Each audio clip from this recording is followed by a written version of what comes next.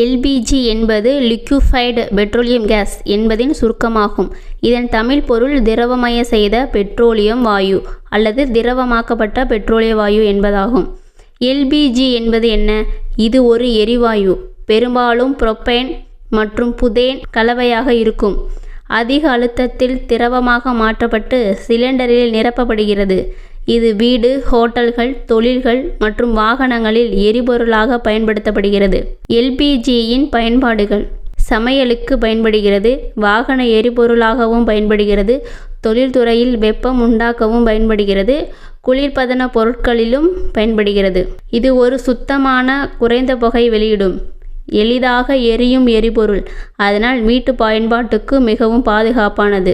சிலிண்டருக்கு expiry date இருக்கா?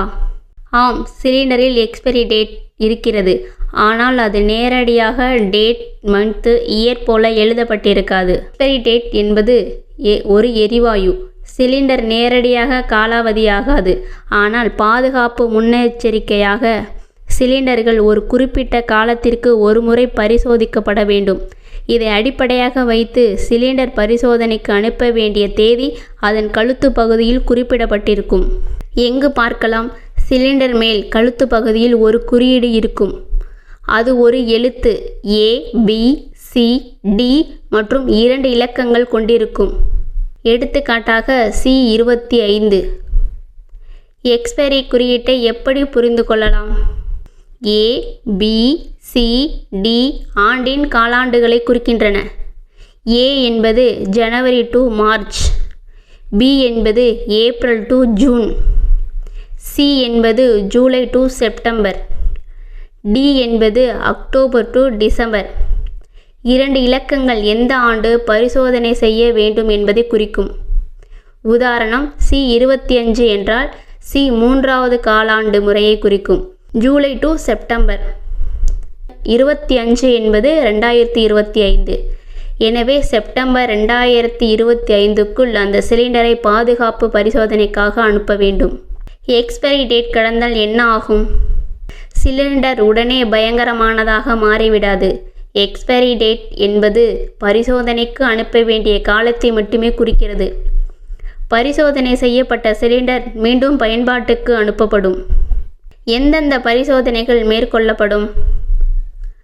உள்ளமைப்பு அழுத்த ப்ரெஷர் டெஸ்ட். சிலிண்டரில் அது இருக்கும் அதிகபட்ச அழுத்தத்தை தாங்குமா என்பதை கண்டுபிடிக்க.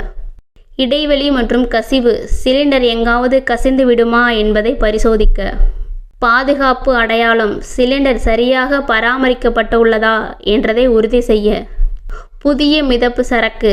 சிலிண்டர் மீண்டும் நிரப்புவதற்கு முன் அதன் நிலையை சரிபார்க்க. பாதுகாப்பு குறிப்புகள். சிலிண்டரை வாங்கும்போது கழுத்து பகுதியில் உள்ள எக்ஸ்பைரி குறியீட்டை சரிபார்க்கவும். சிலிண்டரில் பச்சை ஸ்டிக்கர் அல்லது செக் மார்க் இருந்தால் அது பரிசோதிக்கப்பட்டு பாதுகாப்பாக இருப்பதை குறிக்கும். எக்ஸ்பைரி டேட் கடந்த சிலிண்டரை பயன்படுத்த வேண்டாம். சிலிண்டர் வெளியே கசிவு, அடையாள சேதம் இருந்தால் உடனே விநியோகஸ்தரிடம் மாற்றிக்கொள்ளுங்கள். எல்பிஜி சிலிண்டரில் நேரடி எக்ஸ்பைரி டேட் எதுவும் இல்லை. ஆனால் பரிசோதனை தேதியை குறிப்பிடப்படும் குறியீடும் உள்ளது. சுருக்கமாக A, B, C, D என்பது காலாண்டுகளை குறிக்கும். இரட்டை இலக்கங்கள் ஆண்டை குறிக்கும்.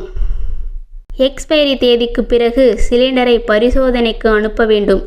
ஆனால் அது உடனே பயங்கரமானதாக மாறிவிடாது.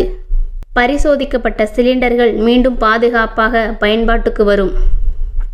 அடுத்த முறையிலே சிலிண்டர் வாங்கும்போது அதன் கழுத்தில் உள்ள குறியீட்டை சரிபார்க்க மறக்காதீர்கள்.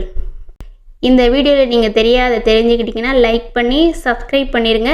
மீண்டும் அடுத்த வீடியோவில் சந்திக்கலாம். நன்றி நண்பர்களே.